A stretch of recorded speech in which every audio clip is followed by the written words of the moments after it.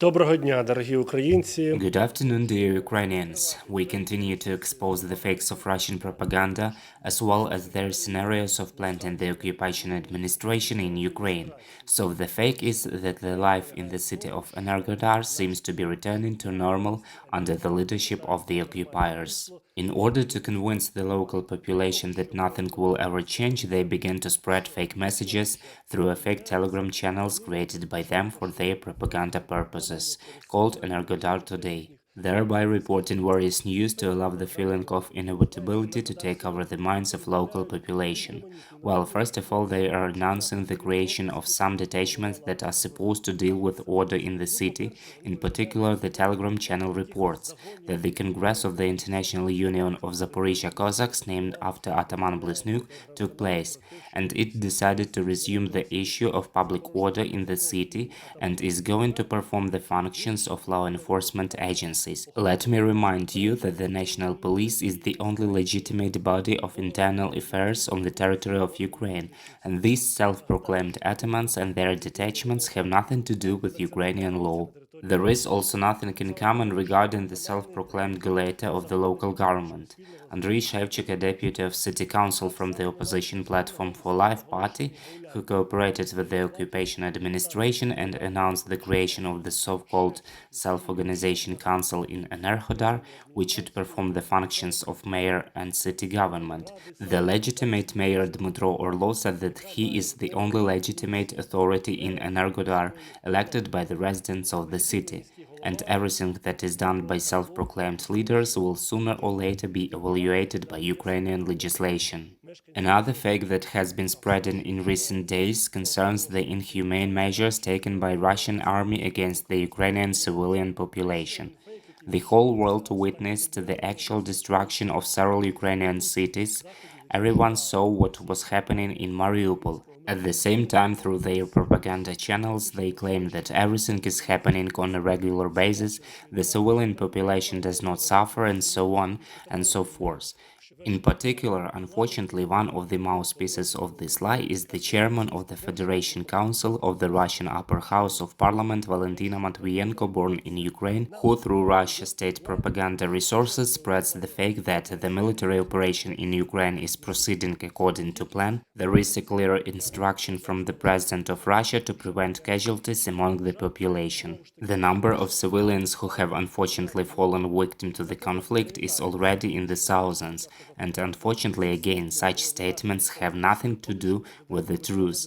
But congratulations on the fact that Russia's deputy chairman of the Security Council, former President Dmitry Medvedev, is finally telling the truth. A slip of the tongue or a word said on purpose, or maybe this way he is sending a signal to someone. Whatever it is, it was said referring to the situation in Ukraine. This concerned in particular the intention of the Russian authorities to punish Russian journalists for the truth about the war in Ukraine. You can criticize the authorities and your country, but not in a situation of war.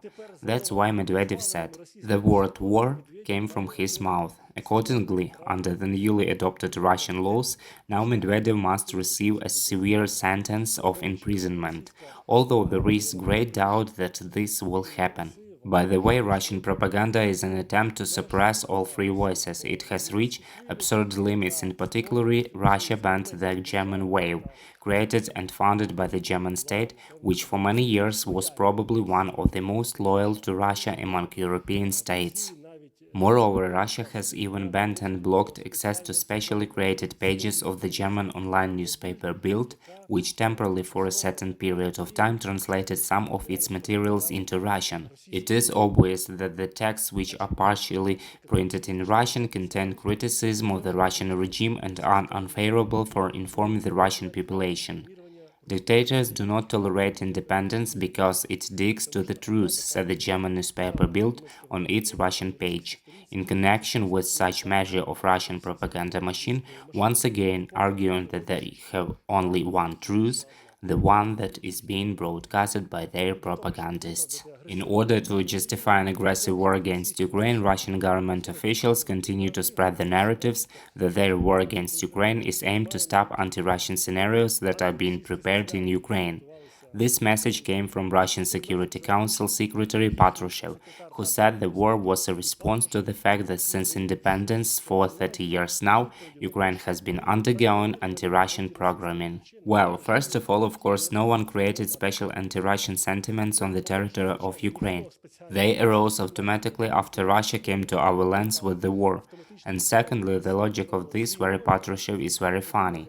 It means that when Yanukovych signed an agreement with Putin for Sevastopol to remain a base for the Black Sea Fleet for an additional quarter of a century, a deal which stopped the Russian integration of Ukraine in favor of Russia, it turns out by the logic of Patrushev it was also anti-Russian forces that ruled Ukraine. There is no complete logic here. It is clear that in propaganda logic should not work. They need to produce a fake, but in order for a fake to look at least a little like the truth, it needs to be based on historical truth in some way. But the historical truth in Patrushev's statements is absent. Not to mention the fact that in Yeltsin's time a great treaty of friendship and cooperation was signed between Ukraine and Russia, which did not foresee any anti-Russian sentiments on the territory of Ukraine. Moreover, this agreement unfortunately did not become a tool for the policies of President Putin, who succeeded Yeltsin. Finally, I urge both Ukrainian viewers and the international community that watches these briefings in translation to maintain critical thinking, to trust only the official Ukrainian media, to trust the Ukrainian armed forces and the Ukrainian political leadership, and everything will be fine.